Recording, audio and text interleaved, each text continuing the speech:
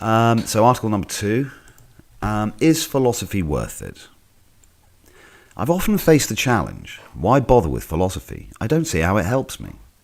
Believe me, I have considered this question myself, perhaps akin to a crisis of faith for a religious person, and it's worth noting that even this is a philosophical question. Assessing the value of something, analysing its worth or meaningfulness, this is a philosophical exercise, and one aimed at developing a position on something. Do I like this? Is this right? And so on. Let's say someone thinks the world is meaningless and philosophy is therefore pointless. That's called nihilism. Again, it's a philosophical position. It's a position on the nature of the world. Another favourite is, philosophy is hard and complicated. Why bother when it's so difficult? Can't I just enjoy life? Well, let's unpack this philosophically. If one decides that the pursuit of pleasure is preferable to the pursuit of wisdom, then this again is a philosophical position.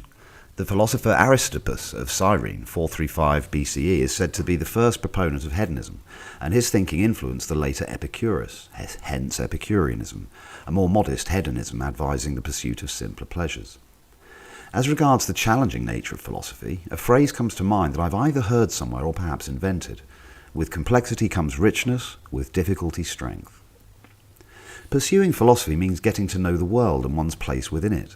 It's a response to the ancient call to know thyself, inscribed on the Temple of Apollo in Delphi, and in my view is not only sound advice, but a moral imperative.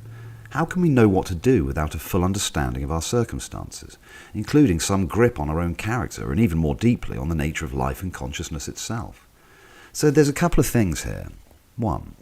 We're all philosophers to some extent, like it or not. 2. We owe it to ourselves to understand what we are. One of my favourite philosophy and science podcasters, Kurt Mangle, he runs a YouTube channel, Theories of Everything, check it out, recently published an email he'd received from one of his subscribers. It explained how the young man had struggled at college, he had no math skills, had depression, he sustained sports injuries and fell into a life of meaningless and misery. Kurt's channel turned this young man's life around.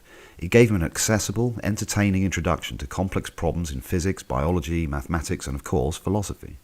He is now in his second year at university and enjoying using his mind to solve problems. Mainstream education might learn something here. But this is why I founded Cheltenham and UK Philosophers, to broaden accessibility to philosophy and science, make it fun, and show people that if fairly normal people like me can do it, they can too. But how does one start? Well, perhaps just reflect on the aphorism, know thyself, and actually ask the questions. What am I? Why do I do what I do? And is it meaningful to me? Try to reserve a small portion of yourself when in conversations at work or watching TV or reading the paper to consider, do I identify with this?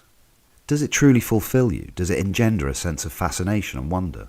Does it satisfy some deep urge to do something creative or positive for oneself, the family, or the community? Ask yourself the question, what can I do today that will help me learn, grow, and be a better person? This is philosophy, just as much as poring over dusty old tomes in a library or debating metaphysics or studying the claims of physicists.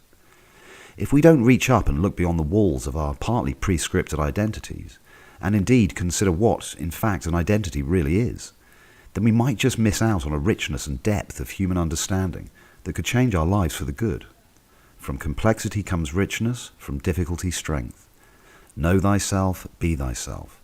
Not because philosophy is worth it, but because you are worth it. Thank you.